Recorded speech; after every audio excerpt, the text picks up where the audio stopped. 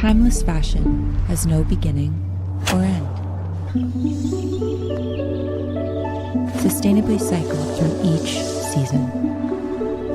Another life, another story, forever luxury.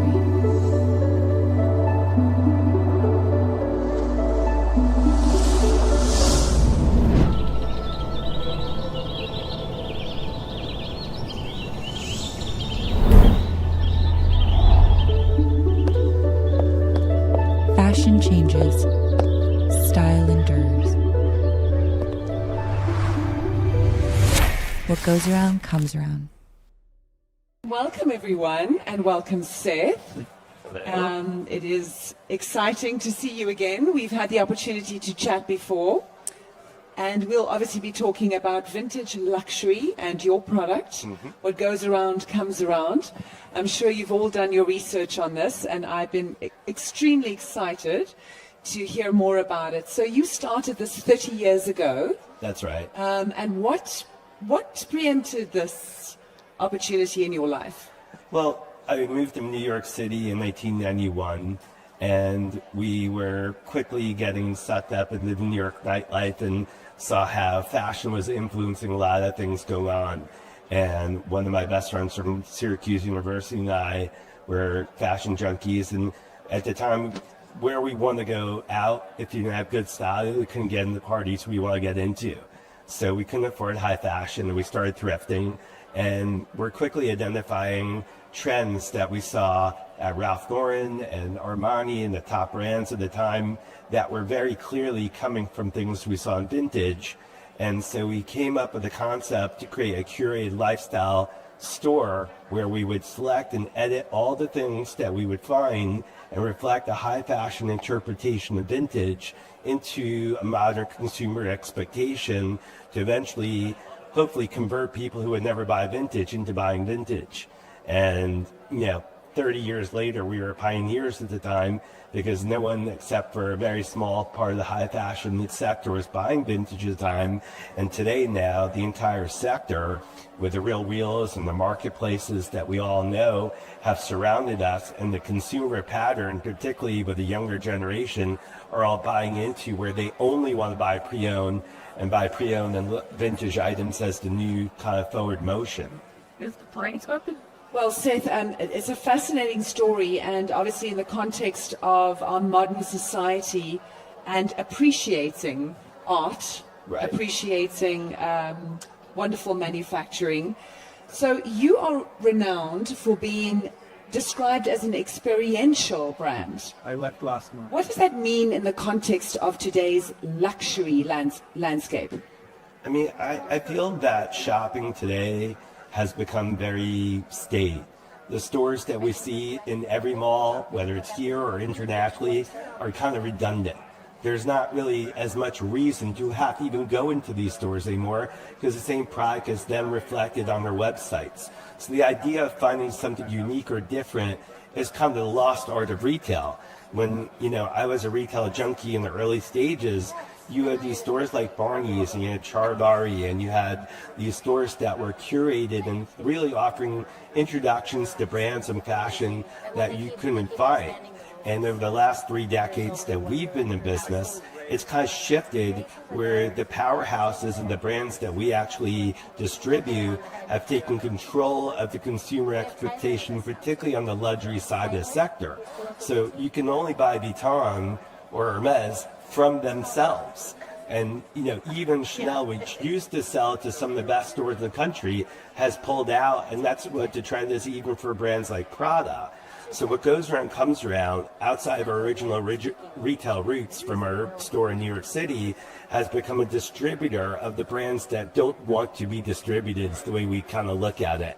And the experience is like the idea of walking in and not knowing what you're going to find, the art of the find, the hunt. People buying vintage or have a collector's mentality. So when they're looking to go into my store or go into the partners that we work with, there's a sense of the unexpected. Oh, what are they going to have? Am I going to find a rare Chanel bag? Am I going to find a special Vuitton bag?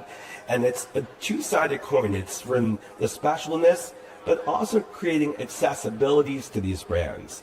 Most of these brands, you can only go buy them in their stores, and if you live in a place where those stores don't exist, you are going to buy their website. But when you're spending thousands of dollars on luxury, you want the customer service. You want that kind of attention and the glow that you get. And I think the experiential aspect that we're giving to ourselves and our partners is where they get in and they really are having this beautiful personalization. I think Horace mentioned about the personalization. It's all about that. The customer experience is really about feeling a human interaction. It's still a key element. And then talking about experience, so if you had to look at hotels are increasingly focused on experiences. And I think you fit really right in there with a niche product. Why do you believe curated vintage fits so naturally into the modern hospitality environment? You know, it's interesting. We work with a lot of great partners. We work with Disney, we work with Hard Rock, we work with Ritz, and we work with cruise ships. And the one thing we're seeing in common is that they need to add retail as a key component of the experience they're offering to their guests.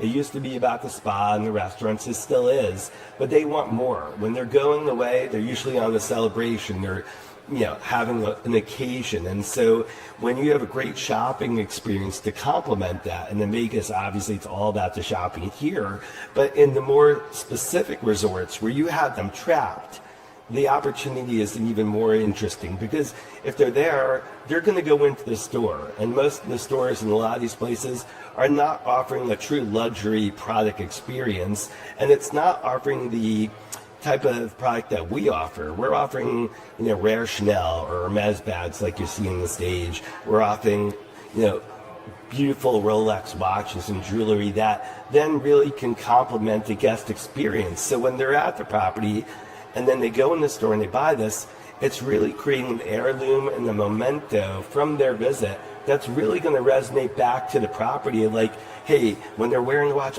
oh my God, I remember when we bought this and it was an amazing experience, blah, blah, blah, wherever you bought it.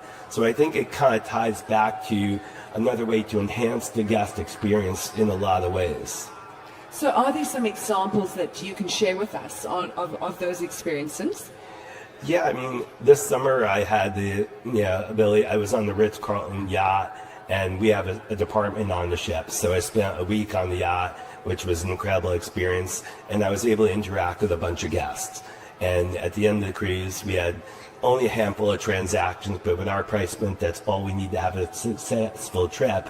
And I know these guests, because later they were messaging me and like, oh my God, thank you for telling me about it and educating me. I wasn't sure about Hermes, and now I felt comfortable buying it. And just that type of outcome is reflecting back to Ritz. They're going to go back and be like, wow, that was a great trip. I got a great bag. I saw Barcelona, which was fabulous.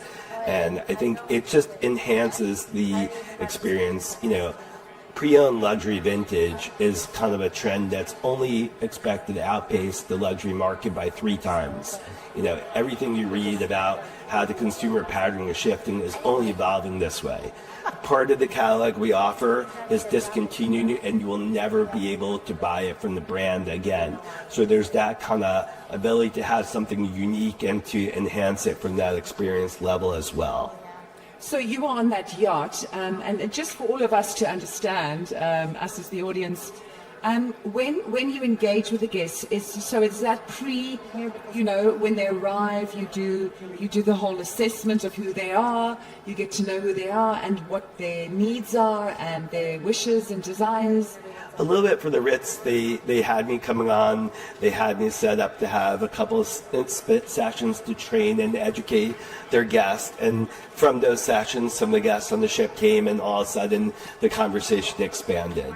So I think that in general, with all the partners we work with, and we have product in over 600 points of distribution, it's about training the front line, about getting your team to be able to speak directly to the customer, to make them educate, to make them feel comfortable. I think a lot of this is about that aspect, because for a lot of people, it might be the first time they're buying a pre-owned item. So they're going to want to understand, why should I buy a pre-owned versus new, and some of the aspects that we can really speak to help make them feel really excited about the experience. So how would you, with the hospitality industry, how would you help them understand that this is a huge possible revenue opportunity for them, not just experientially, but it is an opportunity to promote their brands? Well, I mean, there's a lot of ways that can happen. You have conferences where you have people on the corporate card so they can charge product in your stores. You have people coming for occasions, and with some of our accounts, we sit there and we take pre-orders, we give them catalogs to show their customers before they come. It can even start as soon as they do their booking. Hey, we have a partnership with What Goes Around Comes Around. If you're ever looking for pre-owned luxury, you can have certain things brought in. We have a lot of husbands hiding the bag from their wife, and we know what the wife wants, so we tell the husband, so he buys it from them. There's, even without that, when people come in and they have access to these products in front of them, it's a hard to miss, target, to say the least, because I think that everyone is coveting these brands that we offer. And so when it's in front of them, and if they're at a property that either has a lot of traffic or a property that doesn't have a lot of places for them to go, eventually they're going to find us. That's what we find on their cruise ship business, is eventually they're going to go to that store on the cruise ship. And without a doubt, if they have an inclination to buy, we have an opportunity to convert, and their conversion rates are incredibly good. So you were saying earlier, I use it as the captive audience, being in a cruise ship or whatever. What did you call it? A captured audience. Captured, okay. Well, because they're trapped. Yes. If they're at a resort, they're at a hotel. Yeah, you said trapped. Yeah. And I was like, okay, we need to look at this from a luxury experience. Yeah. That you feel like you're embellished and loved and appreciated, and you've got all this around you, which is fantastic. What most excites you about the hospitality industry and the opportunities available for all of us? I think there's just an increasing amount of luxury hospitality, and just like my sector, it's a very fast-growing sector. The amount of incremental wealth out there, and then just want to get experience, is only an increasing component. So when we see how pre-owned luxury can complement that, it's also checking your sustainability checklist, which all of us have to have a sustainability checklist, because this product is pre-loved, it is pre-owned. So we are contributing to the sustainability conversation as another method. And then we're also, giving you, a New York City business to attach to your thing. And New York City, as we all know, is still an epicenter for culture.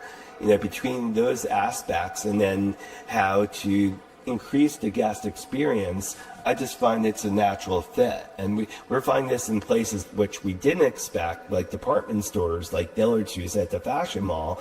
And then the most unexpected place is with Disney. So Disney, we launched with the cruise ships because of our cruise ship partnership. And then we went to the Epcot Center, and we put product from Italy in the Italian pavilion, the French product in the French pavilion, and then we put, English product in the English pavilion. And lo and behold, there's incredible demand there. We put an Hermes bag there just to test it. And in 3 weeks, we sold a $25,000 bag at Epcot. I was literally blown away. And it just shows that there's a lot of money sitting out there. There's no level that they won't go to. When people ask me, what's the most expensive bag you ever sold? And I get embarrassed when we say it was a $250,000 bag. I'm not joking. Some of these bags go for, hundreds of thousands for exotic Hermes bags. And I think at the end of the day, there's a collector's mentality that we serve as well. And then now all this has a resale value. So as a consumer advice for you, if you buy a designer product, even new, it's always going to have residual value, as if you're buying a car. So even if you spent $20,000 on that, it's going to be worth something. I don't know if it's going to be worth 20, depends how long you hold it, but there's an increased value proposition that some of the stuff over time is only going up because the brands every year, as we've all been affected by, are increasing prices like this.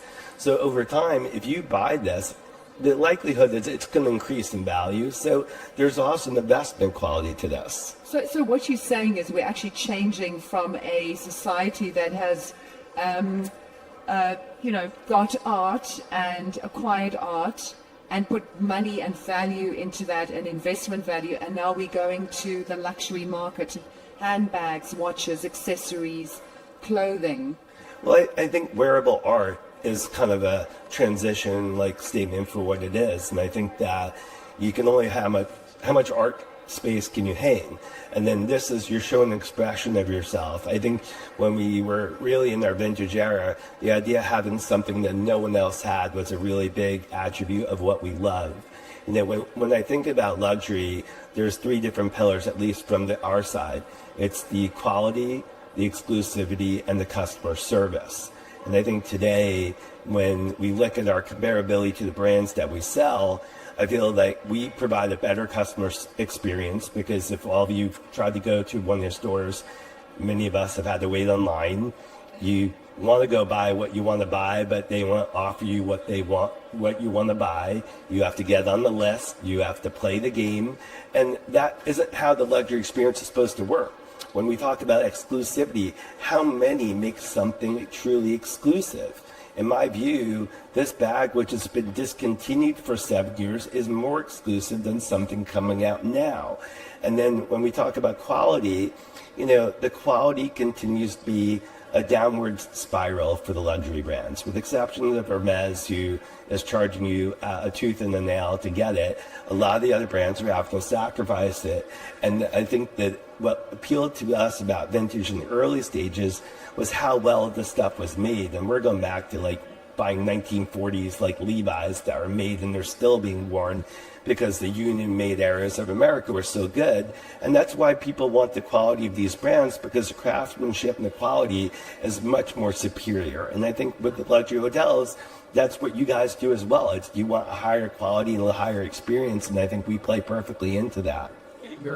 So what would you say going forward, if you had to, as we are speaking to the hospitality industry, how would they gear up to create that experience for themselves?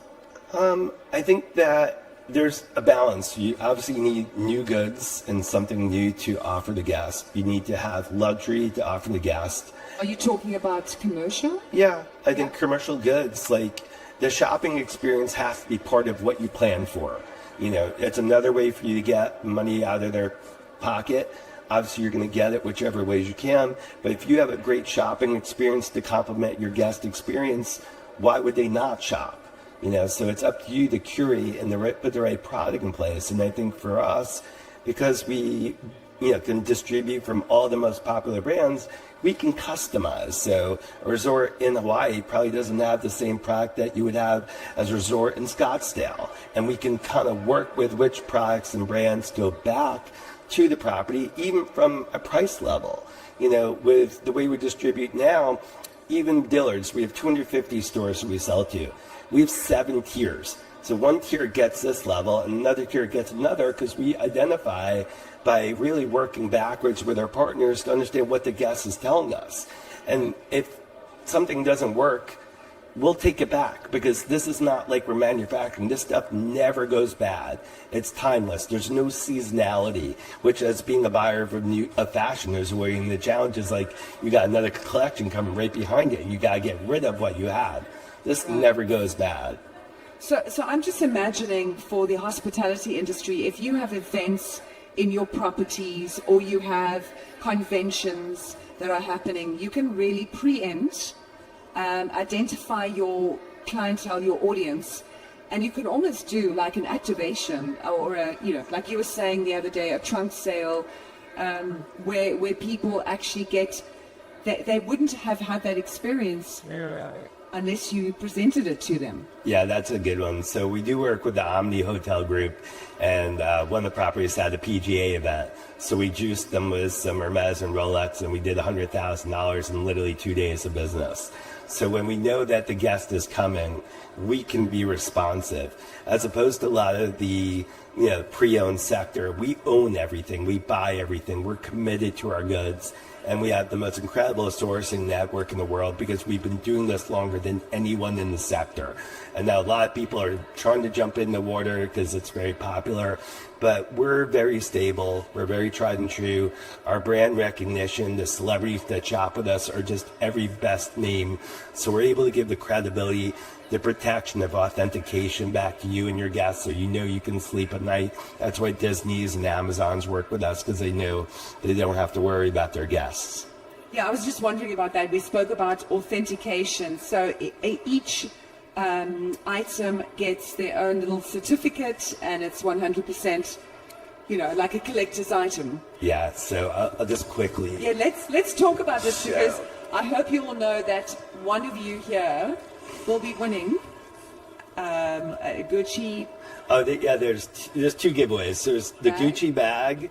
At the end of this, Courtney, my director of business development, has some goodie bags. So one person's going to get an LV card holder, which will be in there. And then there's a postcard that will say Gucci bag, and someone's getting a Gucci bag. But with it so badly. With every product that we sell comes with this authenticity card, which has a QR code that's scannable. So your own staff can already have information on the bag. The client can know the data of the bag, and we have a database that we maintain for the history of this bag, because inevitably we have some people that are questioning it. So we built a lot of technology into our process to ensure that there's never a question about what it is. We authenticate by human touch only. There's a lot of people using technology to authenticate, and it's not 100%. It's good. I'm not going to dispute it, but would it be able to identify changed zipper? Would it be able to identify changed color? It's not perfect. So we really rely on the human touch experience. My team are literally scientists. Thank God. I'm able to sleep at night, which is dangerous, but fortunately they keep us very well protected. All our partners are protected, and I think that's a lot of what the luxury experience is, feeling safe and secure. Well, Seth, we've unfortunately run out of time, and I wanted to leave enough time for our giveaway, this amazing giveaway. But thank you for your time today. It's my pleasure. I've learned so much about the vintage luxury environment, and I really get from you now that this is the new trend. This is what's happening in fashion and in hospitality. Yeah, it's evolving, and you need to evolve with it. So thank you all for joining us. We are set up here, so be happy to further the conversation with anyone who would like to know more about what we do. And I want to thank you all for joining us today. And I want to thank Michelle for a beautiful session. Thank you very much, Seth. Okay. So thank you very much for joining us.